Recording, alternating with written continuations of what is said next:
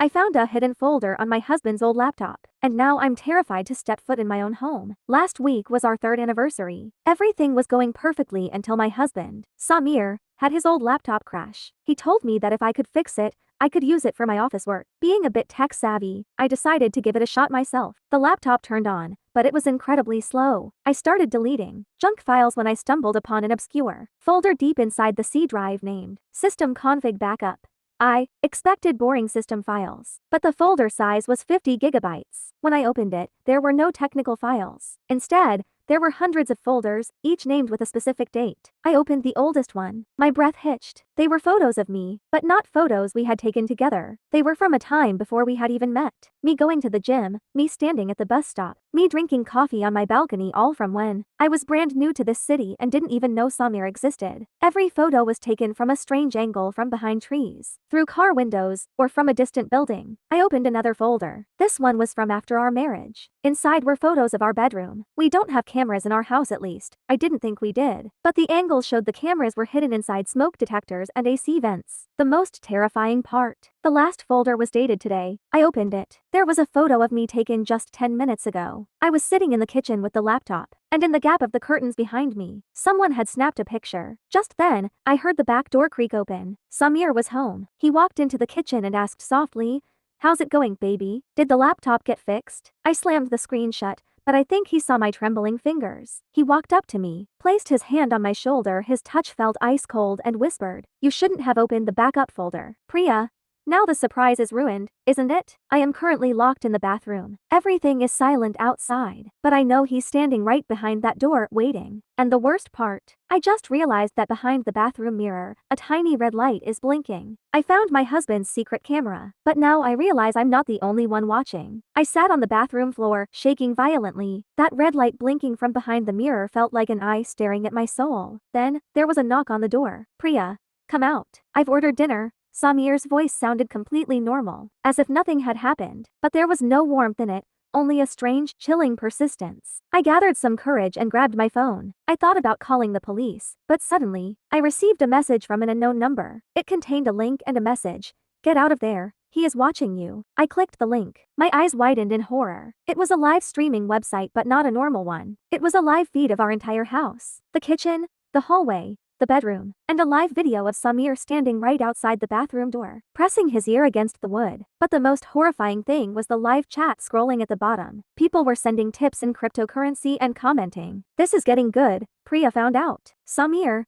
break the door already. The adrenaline is dropping. I bet $50 Priya tries the window in the next 5 minutes." Thousands of people were sitting there, watching my life like a sick reality show. Samir hadn't just put up these cameras for himself. He was selling my privacy. Then Samir's voice came again, this time a low whisper right against the door.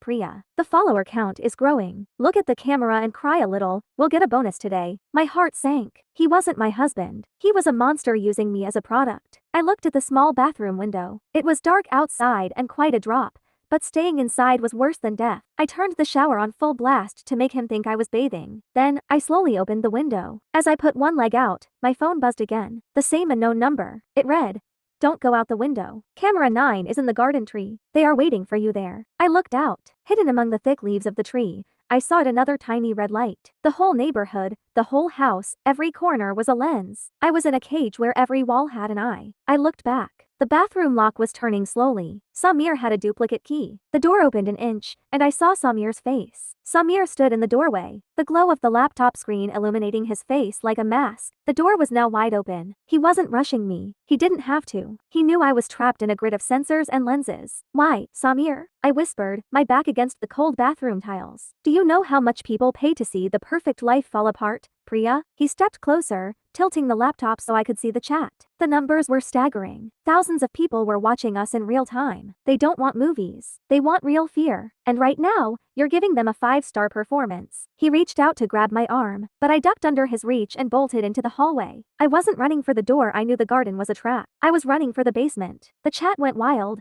"She's heading for the basement. 500 credits. She tries the power box." They were right. I reached the heavy iron lever of the main circuit breaker. Samir was right behind me, laughing. "Go ahead, Priya.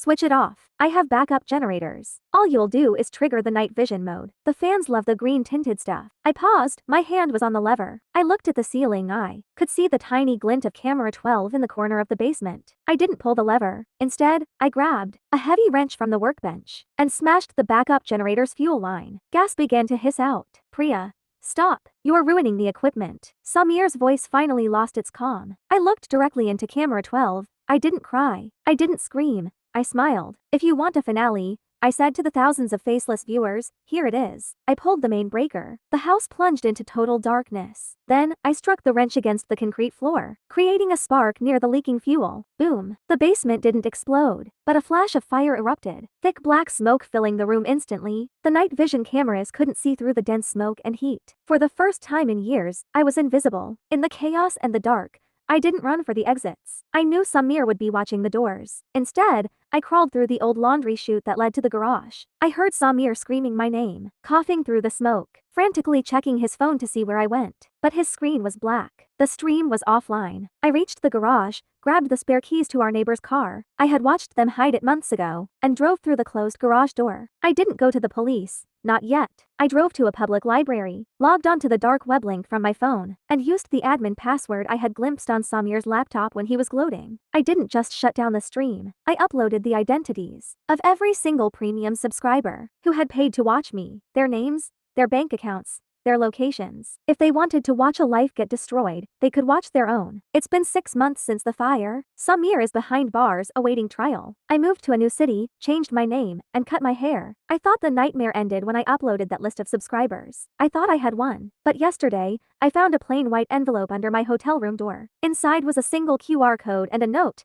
The audience misses their favorite star. I didn't want to scan it. I knew I shouldn't, but the curiosity was a poison. I scanned it, and my heart stopped. It was a new website, sleeker and more encrypted than the last one. The homepage had a countdown timer under a silhouette that looked exactly like me, sitting in this very hotel room. The live chat was back, and it was more aggressive than ever. He's in jail, but we're still here. Who's the new cameraman? He's better than Samir. Priya looks thinner. The On the Run arc is peak content. I realized then that Samir wasn't the mastermind. He was just a content creator, a middleman. The platform itself, the Human Zoo, was run by people much more powerful than him, and they didn't like losing their top-rated show. I looked around my room, panicking. I checked the smoke detectors, the vents, the mirrors. Nothing. No red lights. No cameras. Then my phone buzzed. A message from the same unknown number. Look up. I looked at the ceiling. There were no cameras. But then I noticed something. A tiny, microscopic drone, no bigger than a housefly, was hovering near the curtain. It was silent. It was high-tech, and its lens was pointed right at me. Suddenly, the hotel phone rang. I picked it up, my hand shaking. Priya. A voice said. It wasn't Samir. It was a woman's voice, cold, professional, and calm. You cost our investors a lot of money when you leaked that list, but we're willing to forgive the debt. You just have to finish the season. Go to hell, I spat. You don't understand, she continued. The viewers don't want to see you hide anymore. They want to see you fight back. If you don't stay on camera, we'll start casting your family. Your sister's house is already wired. Priya. One click, and she's the new lead actress. I felt a coldness settle in my bones. They weren't just watching me. They were controlling the script of my life. I looked back at the fly drone. I didn't smash it. I didn't hide. I walked right up to it, leaned in, and whispered, "Fine. If you want to fight, I'll give you a bloodbath, but tell your investors to double the stakes, because I'm coming for the directors next." I took the laptop, opened the list of subscribers. I had saved the one I didn't leak, the list of the elite, the powerful, the ones who thought they were safe in the shadows. The hunt wasn't over. It was just changing perspective.